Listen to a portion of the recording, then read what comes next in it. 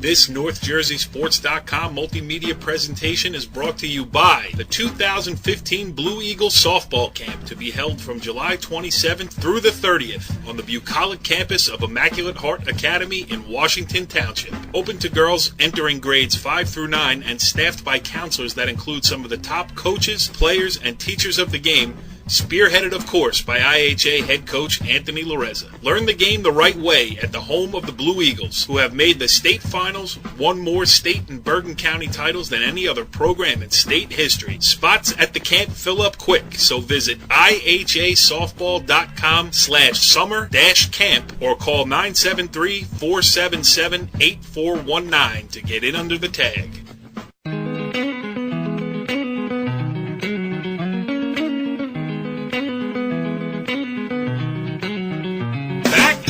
The ball game, NorthJerseySports.com's original multimedia series talking all things North Jersey sports. And at this time of the year, we turn this venerable program over to the Bergen County Girls Basketball Tournament.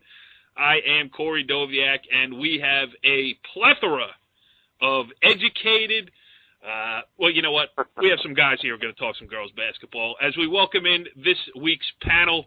Starting with the newest member, he is the longtime head coach of the Dumont Girls Huskies basketball program, Dumont, Dave Cieplicki. What's going on, Dave C?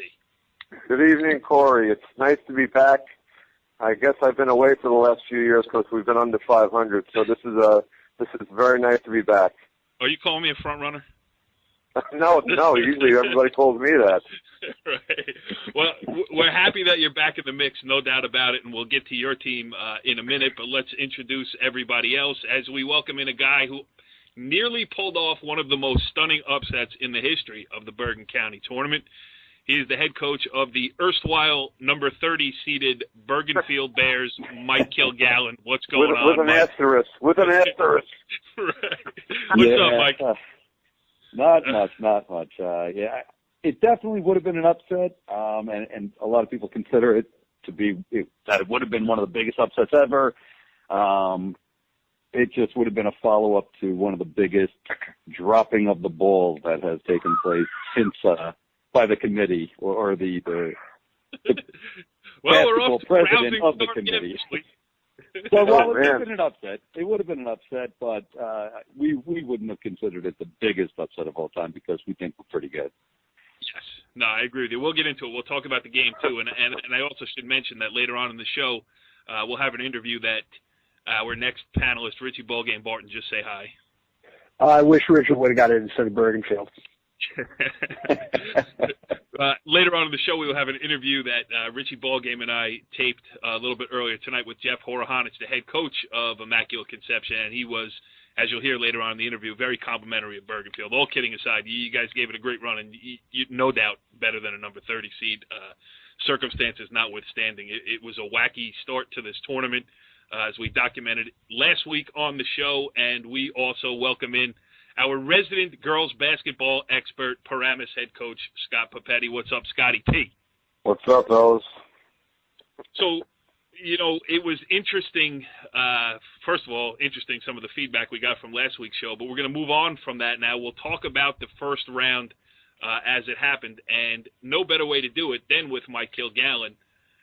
Let's get into it a little bit deeper here. You know, you were left on the outside looking in because originally it appeared that there were 32 teams that had a above 500 record, which left you guys out in the cold. There was a mistake made. You were put in then in the field. The field was not reseeded. You went in as the number 30, and you got a home game at 10 o'clock in the morning on Sunday against Immaculate Conception, just to add to the carnival-like atmosphere of the first round of the girls' basketball tournament. But your kids played great, and you had the ball down 3, couple shots at the basket to tie the game. I mean, you know, looking back at it now, a couple days removed from it, what do you think? Yeah, it was definitely a really fun game to be a part of.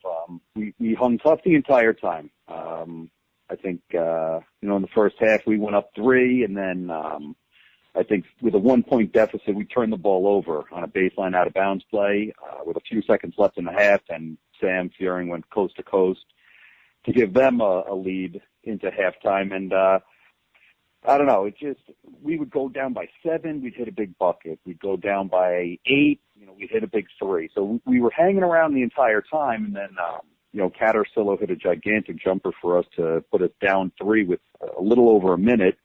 And, we got a stop, and then we got a couple of turnovers. So I think we had 3 shots at it.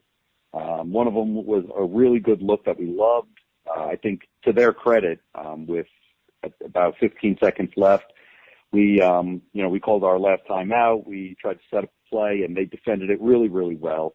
And we didn't get a really clean look, but we had a look, and that's all we can ask for, down against a really good team like that. So definitely a fun game to be a part of. Dave C., why don't you ask Mike Kilgallen a question here? We're going to interview you about your game in a bit, but let's hear your analysis. Weren't you at 3 games on Sunday, one of them being Bergenfield? Yeah, I didn't know the game was at 4 a.m., though, at Bergenfield High School. And actually, I heard it was played at Memorial Park outside. Is that correct, Mike? That's what we were trying to get. Okay. You had everything else going in your favor. Why not? Right. So, Richie B., you were at the game. Dave C. whiffed on his question. Why don't you go ahead and break it down a little bit? Oh, I thought that was a great answer. Hey, Dave, though, how about Rich Barton? I mean, does he get the Hustle Award for Rich Barton to be up on a Sunday morning, 10 o'clock in the morning at Bergenfield? I mean, he's maybe our little boy's all grown up now. Well, the amazing thing is he also smelled pretty good. So he had a lot going for him. Yeah, to get both at the same time is a rarity. That's asking a lot. All right, go ahead, Richie.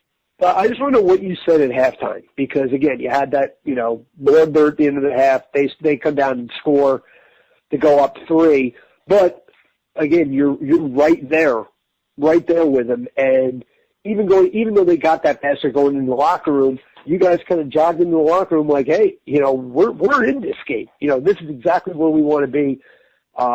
Did you say, hey, this is an opportunity for us that we might not get again? Yeah, no, absolutely. I'm always brutally honest with the girls, and I said that this is, Immaculate Conception's a really good basketball team. So, if it was a 7-game series, I think we'd be in a little bit of trouble. But I said we just have to be better for 32 minutes Sunday morning. That's it. So we just kept counting it down, and at halftime we just kept emphasizing 16 more minutes. And at the end of the third quarter, we were down, I guess 5. We just said 8 more minutes, and then with that timeout, we said, give us 1 more minute. And the girls were real excited, and they understood that if we were just better for 32 minutes that day, then we move on. And they played. I can't ask any more from their effort. Would you say your St. Peter's College education made you so good at subtraction? Absolutely not. I think that held me back, if anything. Scotty, you got anything to add before we move on to Dave C's game? No, I really don't have much to add. I'm sorry. I'm a little bit of a dud right now. But I'll pick it up. How was baseball practice? No, baseball tomorrow night. Oh, tomorrow night. All right. And Dave the other C, thing, I guess if, I told the girls after the game that one of the things I was most proud of is that, they never complained a bit. They were excited about the opportunity to play anybody in the tournament. Right. And we've shown that we'll go out and play anybody. We don't cancel games. We don't duck games. We just want to play. So when we had this opportunity, we took it. And I'm upset about it. The girls never complained. So I'm going to pursue this and look into it, because I think it was just a horrible injustice done to these girls who earned the right to, certainly not be a 30 seed. So I will pursue it, but I was really proud of the fact that they just went out there and just played their tails off and kept their mouth shut the entire time. Yeah, and what a swing of emotions, too, from out to in, and then the realization that you got Immaculate Conception in the first round. I mean, really, it's a crazy turn of events, and it's something that will be talked about for a long time. Well, that's the thing. We met on practice on Wednesday. We met early to reassess our season, some of our season goals, because one of them was to qualify for the county tournament, and we had not done that. I heard from Lou, and there were 32 teams that qualified for the tournament with a 500 record, and we knew that we had to beat Indian Hills on Tuesday night, and they played great, which makes, Dave's win in the first round even that much more impressive, because I know how good Indian Hills is. So we knew we were out, and we were reassessing our goals, and we did that, and then I get the call Thursday morning. So just a very strange week, to say the least. Hey, Mike, and just a sidebar, I just wanted to remind you, though, you still owe $100 to be in the tournament. So if you get that check across, we'd appreciate it, right? Support your local BCWCA. It's in the mail. Thank you. Mike Kilgallen. You know what's the best part, though? To pay $100 to be an away team to lose by 40. That's one of the things I look forward to in the county tournament. Well, that's what we've discussed.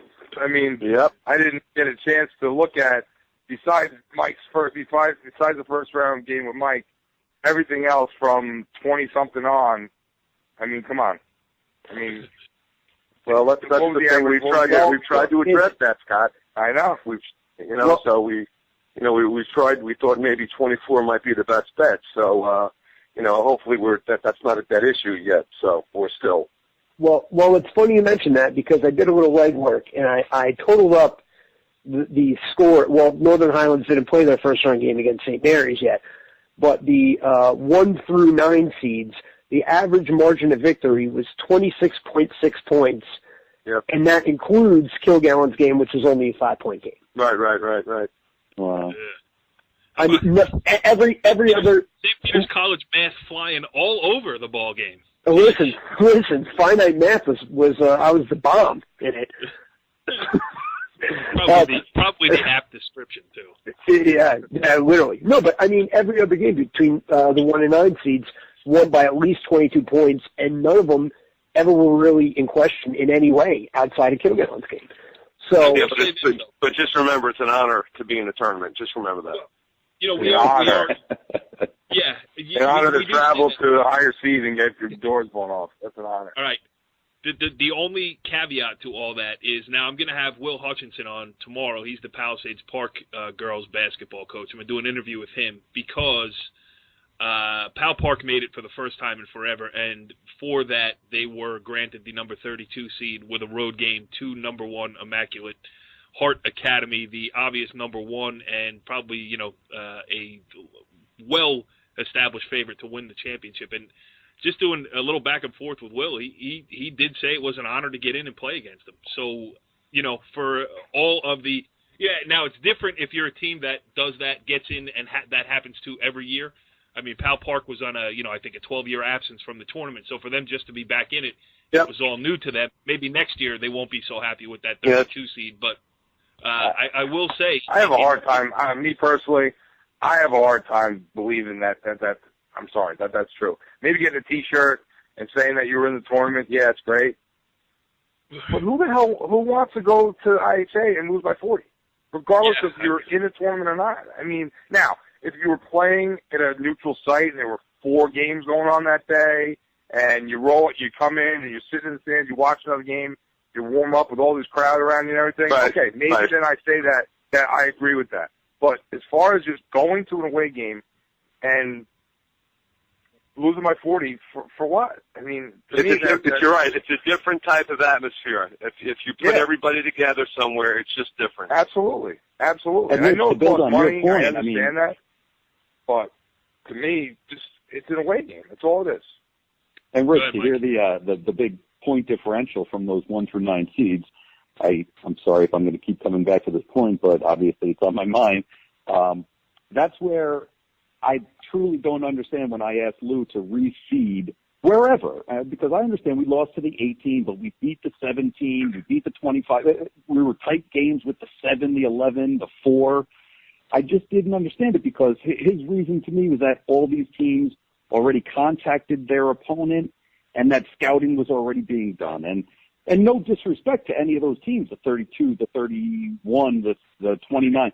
But, I'm sure that if the meeting finished at 9 o'clock on a Wednesday and this was being told to me at 8 o'clock the next morning, I think that these 1, 2, 3 seeds, for the amount of scouting that they needed to do, there was enough time to get it done. So I didn't buy his argument one bit. I think it was just an awful injustice. And if it happened to be his team, God forbid they were ever in that predicament, it never would have panned out that same way.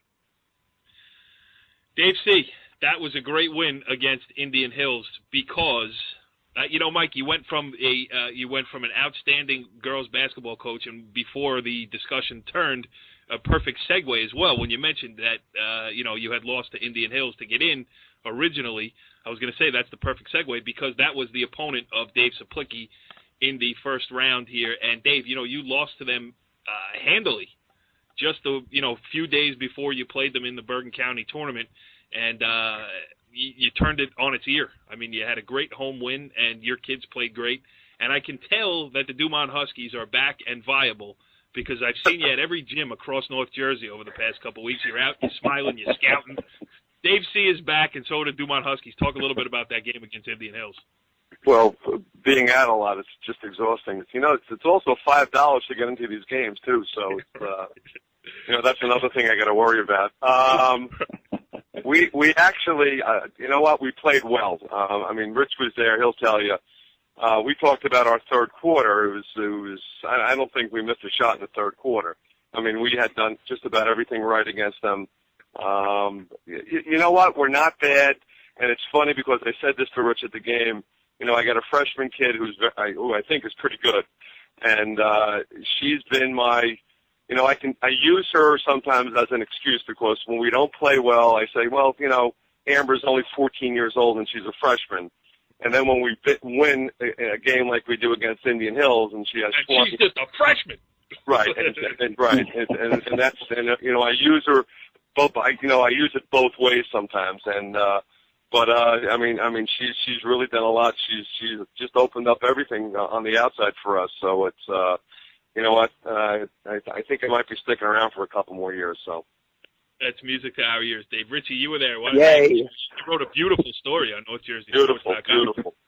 Go ahead, Richie. What I said to Coach afterwards is there was at one point in the third quarter where, came down, ran a play, hit a shot, actually got a layup off it, and he just looked down at the end of the bench and looked at me with his eyebrows raised.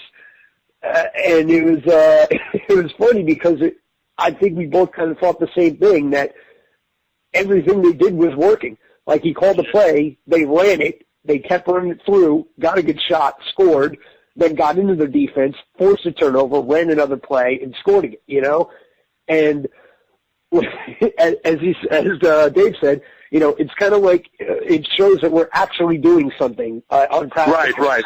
That's exactly what I said. I had turned to my assistant and said, hey, gee, I think maybe the parents will think we do stuff for practice now because everything we had done was just working. So it was, again, and I said this, we played Indian, we lost them the first time. We lost to Mawa by 10. We lost to Richfield Park by 10.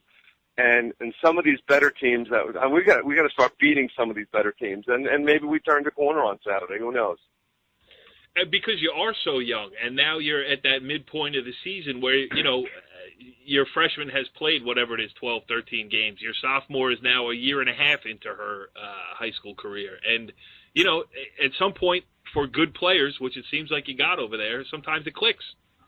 Right, and you know what? And they're surrounded by older kids who have been through the grind a little bit. And, it's just a real good balance. It's just a real good mix. We're backcourt by committee. We don't really have per se a point guard. And Sarah Keefe is a senior. She's doing a great job. And Tina Grady, who had been our star shooter for years, is now handling the ball a little bit more now. And so is Sarah Keefe. So it's by committee. Sophia Corian has done a great job for us. She's done all the dirty work and all the leg work.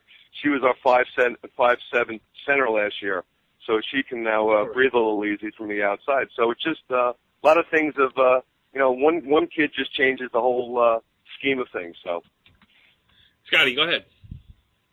Well, I'm a little teased that Dave is not giving me a little credit for this. I don't blame you. Because last week okay. I did say on this show that if I was Indian Hills, I would not want to go back into Dumont after just beating them and having, played a great game and now have to do it again. Yeah, you know what? And I did relay that story to the kids because, and you're right, what what did Indian Hills? I mean, we had more to get out of that. You know, we needed some redemption. You know, it was a county game. You know, I know Indian Hills, you know, had beaten us that last time, but you know, what was the reasoning why they needed to beat us the second time?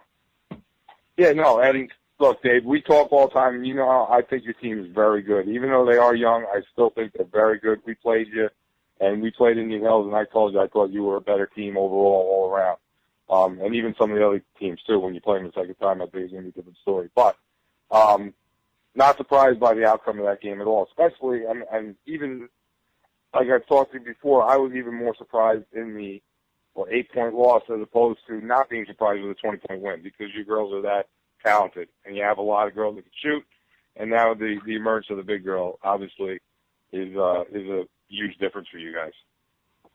Yeah, so we'll have to see how St. Mary's is, and then we'll try to figure out a couple things, hopefully, looking forward on Saturday. You know, all right, I want to go around the first round of this tournament, talk about some other games, and I just pulled up the Bergen County Women's Coaches Association website with the brackets filled in, and it already says that Northern Highlands has beaten number 31 St. Mary's. So okay, I didn't see that. Okay. Yeah, so that has already been penciled in. It would be a shocker if it doesn't turn out that way. And, Dave, I'm interested to get your feeling on this game, too, because we talked about this game a little bit last week, that game between Cresskill and Hackensack. And I know you were out watching it. I think you told me. I was. Yeah. So, you know, not that Hackensack won, because we all said it last week that they were a sleeper that, you know, as a 17 that could go in and win against Cresskill in Cresskill, but I don't think anybody saw 41-19 coming. Yeah, but I also think, though, and Mike will tell you this, I think, you know, Cresskill has lived and died on their defense, and, you know, they struggle offensively a lot. And you know what? I mean, the big kid for Hackensack, the 6'2" kid, I mean, they dumped it into her every time down, and that was the advantage right then and there, so. Yeah, I totally agree. That Hackensack team is good. And that they're a sleeping giant, that team. She's got great feet. I mean, that kid is good. So, yeah, they are a sleeping giant. I agree. Well, they get IHA next week. As I mentioned earlier, IHA breezed past Powell Park. So it's IHA Hackensack at the top of the bracket. And then at the bottom of the bracket, Richie B, this is a good game. Demarest, Holy Angels. You know, Demarest is looking to break through. Holy Angels looking to get back to the level that they had, you know, before 1 or 2 down years. I mean, you always thought they were going to be at least in the Final 8, if not in the Final 4 or further. So that's a big game, I think, in that bracket. Oh, you think that's a big game, the 8-9 game? Yeah. Well, let me pull out my St. Peter's College math. They're very close, 8 and 9, yes. Way to go out on a limb. Hey, I'm just a host. I'm no expert. No, it is going to be a close game because, again, as we talked about last week, Demarest has so many girls that can handle the ball and shoot it. The question is, with Holy Angels, you know, can they get the ball inside and use that advantage? But I think it's going to be contrasting styles. I think it's going to be an interesting matchup, and I think it's going to be close the whole way. Anybody have any different take on that game, or did Richie B sum it up concisely and perfectly? Doesn't he always? Did a great job. All right, now we get into that bottom bracket, which was the point of contention last week, obviously, with everything that went on. You got number 5 Ramapo, which beat Hasbrook Heights 68-31, and you have Paramus Catholic, the number 12 seed, which eased past Dwight Englewood 50-33, which sets up a real good game, even though the seeds aren't that close there. Critic boys on the other end of the line here. That's a 5-12 game, but I would say that Paramus Catholic is certainly a live dog, Scotty, no? Yeah, that's obviously a 5-12 game that, you know, in more realistic, a closer seeded game. But, you know, I actually saw these two teams when I was scouting during the preseason and scrimmage, and they tried scrimmage, and the 2 quarters that they played against each other, and again, this is back in obviously early December, but they're pretty evenly matched. I think Ramapo ended up pulling away in one of them, but, you know, I think Ramapo's, poise, you know, and how well they move the ball around and how patient they are looking for good shots. I think that's going to be the difference in this game. They both have size. They're both going to rebound well. I think defensively, Ramapo does a better job as far as team defense is concerned. But I think it's still going to be a great game. Yes, and Ramapo obviously playing with the motivation. I mean, they're the number 5. They don't like being the 5, and they certainly have that. Paramus Catholic, though, if they can force the pace and get it into an up-and-down game, that would give them the advantage. And at the bottom of the bracket, it changes a little bit. You have Mawa, which has played well. All 4 of their losses have been against quality teams. They beat Glen Rock by 10 in the opening round, and they'll face off against Old Tapan. I would have said it was a no-brainer for Old Tapan, and I probably, still pick them as the favorite. But they lose the services for the rest of the year of the talented freshman Alexander George, who came up with a knee injury that'll cost her the rest of her freshman season. So it changes things a little bit, Dave C. Yeah, but you know what? And the thing is, I mean, you know how Brian's team just plays great team defense. I mean, the Divine kid from Awa has been playing really, really well as of late. The Bembridge kid, the guard, just handles the ball so well. So, you know what? I would agree with you. I think there's a slight edge to Old Tapan, but I wouldn't count out Mawa because I think they're playing pretty well right now. Yes, and it's a loaded bracket. I mean, it really is. The 4 teams left in there are all very good. Moving over to the bracket vacated by the Bergenfield Bears at number 30 after a scare for Immaculate Conception, and they'll get Riverdale in the next round. That's the 3-14 game. And IC has to play better, no doubt about it. Riverdale banged up in the backcourt. Mike, how do you see that one going? Well, I think you just hit the nail on the head. I'm on fire. Yeah. I mean, we were fully expecting diamond press into that tall and wide 2-3 zone, and they wound up pressing us man and playing man the entire game. I think our guard play is our strength this year. So, of course, we turned the ball over, but I thought we handled it relatively well. I think it's going to present Riverdale with some major league problems, especially if they press in their man defense. I think it could get a little bit out of hand. Yeah, I mean, Riverdale just needs to be healthy in the backcourt to have a chance. I mean, Exactly. If they are healthy, then and they can handle the pressure, of course, anything can happen. But I think Immaculate's defensive pressure is just a little bit too much. I'm surprised they didn't do a little more full court on you guys.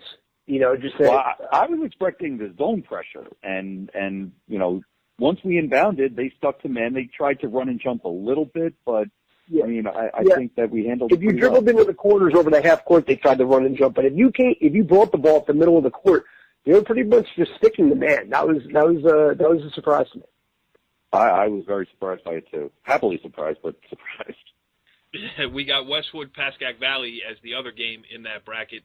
Westwood the favorite, obviously, but Pascack Valley always with a fighting chance for sure. Scott. Yeah, I mean, it's not. It's a 6-11 game, and then, you talk about Valley playing at home, so that's a little bit of an advantage, obviously, as well.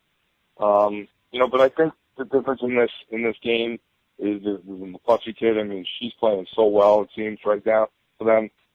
She's pretty much carrying them. I mean, obviously, they got the big girl and a couple other pieces, but I think that girl, even though as a sophomore, she's so talented, and she handles pressure so well, both inside and out. So I think her as a whole, is a huge difference in that game. Yeah, absolutely. All right, the last one we'll talk about, because we already know that we talked to Dave C. about the bottom game in that bracket. He's probably going to get Northern Highlands there, and that's going to be, stay in it as long as you can. Hope you're hanging around in the fourth quarter. But the other game in that bracket is very interesting. That's the 7-10, Teaneck against Saddle River Day. And, Teaneck has been an under-the-radar team this year. And talking to Brian Dunn from Old Tapan the other night, he was telling me that I haven't seen Teaneck this year, but they're not pressing as much as they have in years past. They're, playing in zone in points of games and, trying to manage the game differently than they have over the past couple of years. And Saddle River Day is a team that's been a little bit up and down. I mean, they've played at the highest level. They've beaten good teams, and, they've had some surprising losses. Richie B., you're our resident Saddle River Day expert. You give them a shot in that game? I think they're the favorite in that game. I think they have. All right, you picked them to make the final. That's right. I mean, you picked them to win the tournament, for crying out loud. Well, they advertise on NoSeriouSports.com. So come on.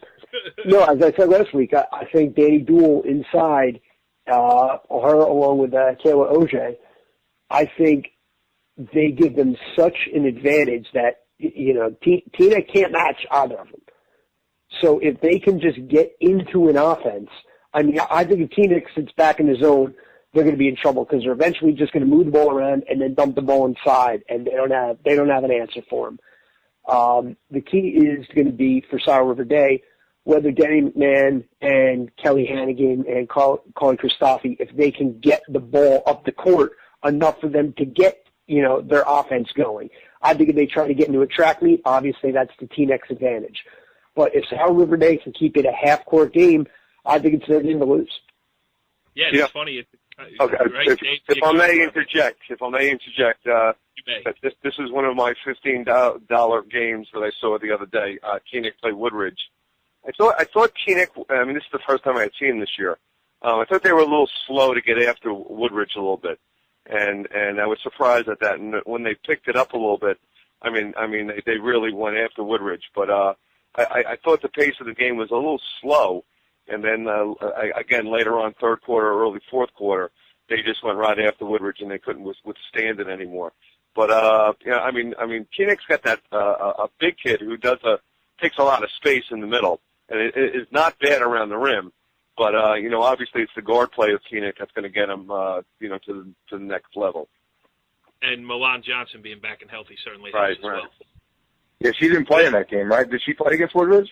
I believe she did. Yeah. She didn't play. Yeah, she didn't play against. Yeah, not a lot though. Not a lot. Okay. Right. So another week of getting healthy for her, that will certainly help too. Well, that's a look around the round of 16. As we talk about the Bergen County tournament here, we will go deeper though with our other guest in an interview that Rich Barton and I taped a little bit earlier here. Let's get the views of Mike Kilgallen's opponent from Saturday. Or from Sunday morning, I should say. Let's talk to Immaculate Conception head coach Jeff Horohonich. H, thanks for hopping on with us tonight and talking a little girls hoops. Oh, my pleasure. Well, you had an interesting one there in the opening round of the Bergen County tournament. A whole crazy chain of events led to you as the number 3 seed playing on the road at the number 30 seed in a 10 a.m. Affair. So before we get to the game, just how about the wacky circumstances? Yeah, unfortunately, our gym was not available. We play at Felician College in Rutherford, and they have an open house, and it was not available for Sunday, so we had to change sites and go to Bergenfield, and their gym was available for 10 o'clock in the morning, so we had to go there and play at 10 a.m. Ideal conditions for a first-round Bergen County tournament game, right? Oh, yes. It's what I was hoping for.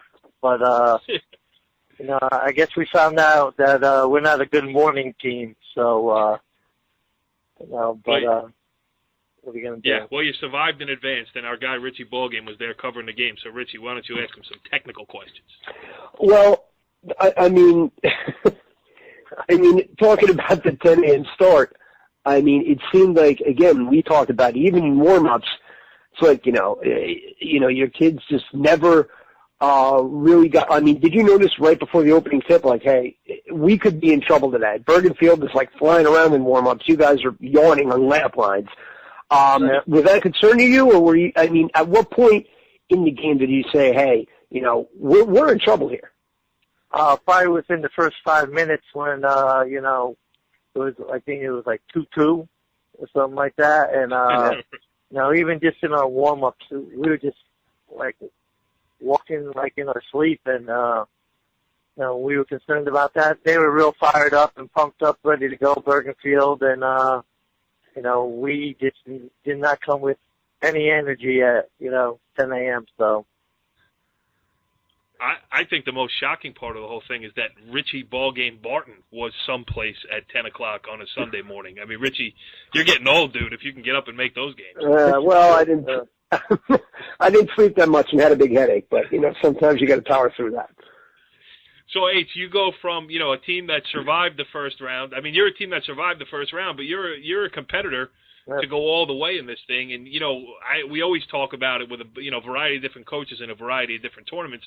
Sometimes you got to play that one game that kind of smacks you in the face a little bit, and maybe that was it for you guys. Yeah, I think so. After the game, we went in the locker room, and we talked about everything, and I really, didn't get too upset with them because it wasn't going to serve any purpose. And we just talked about everything and how we have to come in with a different mindset. And we were very fortunate. And I kind of compared. The record said that we were kind of like the sleeping giant, and I told them, well, if we're the sleeping giant, we're in a coma, today, and on life support, and we just got to be better. And they agreed, and they knew they did not play well at all, and they were very disappointed in themselves. Richie B, so creative, the sleeping giant. Yeah. The evil empire there. That's unbelievable. I hear you. Listen, the guy's a good quote. Some quotes I couldn't put on record. Right. H, would you like to mention any of the quotes that Richie left out of his story? Nah. I'll be like, what's his name from Seattle, the running back. I'm only here because I have to be here. Yeah. But the thing is when, I talked to Sam Fearing after the game, who's the, all-state Louisville bound forward and, 6'2", can do it all. She seemed, all the girls seemed just as upset as if they had lost the game. And talking to her, she's like, they played Life Center Academy earlier in the week, who has 5 Division I players, and I see one at the buzzer. And she's like, we played with a chip on our shoulder, and every possession, we played like it was our last one. And today, she's like, it was really the first time all year that another team played harder and smarter than we did. And, it was kind of a shock to the system. And I'm sure H kind of feels the same way, like, hey, if we're going to get to where we want to be, that can't happen again. Yep. Is there a question in there somewhere? I would say... I think you just gave H a lecture more than anything else. Thank you. I'll be in the locker room tomorrow. All right. Consulting fee for Richie Ballgame. All right, Rich, you want to ask him a question now after your soliloquy? I was going to say, would you pretty much sum up things the same way, that this team has played with a chip on it? No, this team has played with a chip on its shoulder all year, and is it a concern at this point that now you're getting into the meat of your season and you have a game like that? Yeah. Well, like you guys said, it's better, I guess, the first game. And, unfortunately, I think, too, we took them lightly. And, they did a great job. Their coaching staff did a good job preparing. And, they came in with nothing to lose, and, like I said, I think the kids just kind of underestimated them. And, they tried to, punch us in the mouth. And, we just kind of hung out and really didn't do much. And he didn't take care of the ball either, for sure. No. Go easy on him, Rich. He's a guest on the show. So, yeah, we got to do a better job. I think we were forcing a lot of stuff and at times, and, we weren't taking what they were giving us. And, I thought defensively we did a pretty good job on everything and, shipped out somebody. We only gave up 28 points, but, we missed a lot of stuff in the paint. Key one-on-ones. It definitely was a group effort, so, I don't think really anybody played well. And, like I said, this group is really tight, and they realize it, and they really don't need to be told. They were more, disappointed in their play than me, because, they put a lot of pressure on themselves to do well, especially like Big Sam and them, and, Bree and Kalai, and Jazz and all of them. So when they don't play well, it's, like when we played Thursday against Life Center, they played real well, and, we were fortunate to get the win, but if we didn't, we couldn't be upset, and, because they did play an excellent game and put in a great effort. And that's all we really ask of them all the time. But just play hard all the time, and whatever happens, happens. You know what's interesting, H, is that you're playing the independent schedule this year, which I applaud you for. You don't want to go through that league schedule where you don't get tested, and then you come up against somebody, and it takes you a quarter to get used to the pace of the game, and sometimes that could be too late. The funny thing about it is, and maybe like an unintended consequence, is the fact that you've been playing, a Life Center and all these teams that you really have to get geared up for. And listen, no disrespect to Bergenfield at all, because they were a team that was out of the tournament, find themselves in the tournament, and played maybe their best game of the season against you. So actually, not only am I not disparaging Bergenfield, I'm giving them full credit for taking you guys right to the hilt. Oh yeah, and I think too, if they would have got in, if they would have got in, they wouldn't have been a 30 seed. Right. I mean, without a doubt. And but it is what it is, and but sorry for cutting you off. No, but my point was that, maybe your girls, and it could happen again Sunday morning, all that other stuff, you've played this huge schedule where your girls know night in, night out, there are no nights off because you've decided to eliminate those nights off from your schedule. And, maybe it was, as weird it is to say, it was a Bergen County tournament game, but, hey, we're playing a 30 seed that wasn't even supposed to be into the tournament, and, maybe the juices just couldn't get flowing, for that early first-round matchup. And I don't even mean it other than to say I think it's a credit to the schedule that you're playing that, hey, a Bergen County tournament game is something that you have to talk to them about getting pumped up for, where in years past, I mean, that would have been a stupid conversation. Of course we're going to play hard. It's a Bergen County tournament. Yeah. Well, I'll tell you, if you look at a lot of the scores, there were some interesting scores, of like some of the top teams, struggling at least, part of the game and stuff like that, and, so I guess maybe it's more balanced this year and everything else, but, like I said, I mean, you saw, some teams, like at least in the first half or at least into the third or fourth quarter, struggle with their opponents and stuff, which you probably wouldn't think would happen, but it did. So yeah, I think another difference, as you touched on, with the schedule that you play, is you don't really play any teams that are taking a minute and a half off the shot, off the clock, right, before looking to get a good shot. I mean, Bergenfield, they forced IC to really play defense for a good solid, which IC did a great job of playing defense, because it's hard, to play defense for a minute or longer over and over and over again. Yep. That's why they shot a shot clock in New Jersey. Would you want a shot clock in New Jersey? No doubt. I think to me, high school should be as close to college as possible so the kids get that experience and stuff. And we're one of the few states that don't have it, and I think we really should, because, kids who go on to the next level are going to be playing with shot clocks and everything else. So why not, have that, so, but, it does. From the only negative I see to it is that, well, two, I mean, first of all, I don't want to see those last 3 seconds of a shot clock at I won't mention any teams, but say like 2 lower level teams in the last 5 seconds of the shot clock. I mean, the ball might fly out of the gym. That's one. And the other one is, two, it takes away a little bit of, strategy that you can employ. If Bergenfield's got to shoot, they can't probably hang in a game against you guys, which, is great for you, bad for them. Yeah, I mean, that's a good point and bad point. I think the big thing, though, is, like I said, if you get the kids accustomed to college, and stuff like that, I mean, that's your ultimate goal. So, but, All right, so moving forward here, I saw you at the Riverdale-Ridgefield Park game. Riverdale hung on in that one. Yep. That's your next opponent, and they're going to be tough. I mean, they weren't healthy the night we saw them. Yep. Kristen Wozniak still working back from an ankle injury, and Gina Coppola was under the weather, so their backcourt was not intact. What do you got to do against them? I mean, they're going to play that 1-3-1. They have some length in the middle, and they'll be a tough matchup because Louis got them prepared. Yep.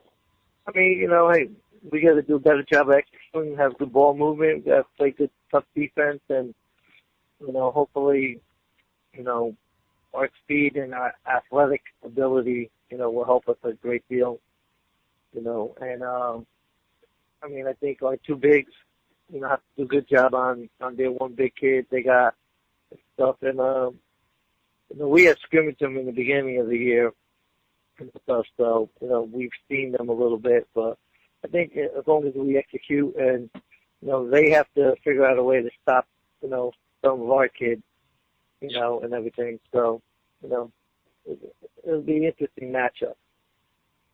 Yeah, definitely. Go ahead, Richie. No, I mean, again, with that matchup, I think the key for IC is, with that matchup, I think the key for IC is, because they got into the paint against Bergenfield, with decent, regularity, but they just couldn't finish. And when they got to the foul line, they couldn't finish there. And as you get deeper into the tournament, you have to cash in on those opportunities because the games get tighter and tighter and tighter. Do you feel like, again, if we could just get into take care of the ball and get into the paint, we'll be okay? Yep. We got to make shots. We didn't make shots.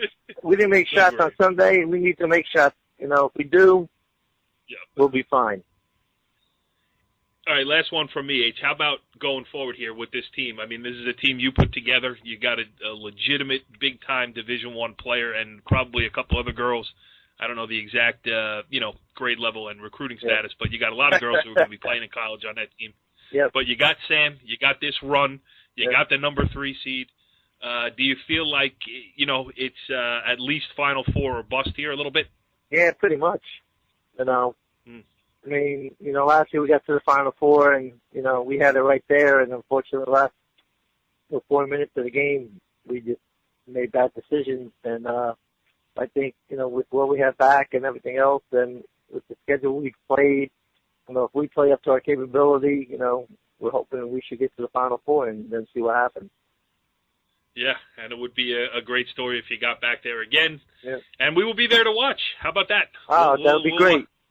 We'll watch it step by step. Jeff Horohonich, the head coach of the Immaculate Conception Blue Wolves, one of the best team nicknames in North Jersey. We thank you for joining us here on The Ballgame. Thank you. You have a great night. Follow the leader.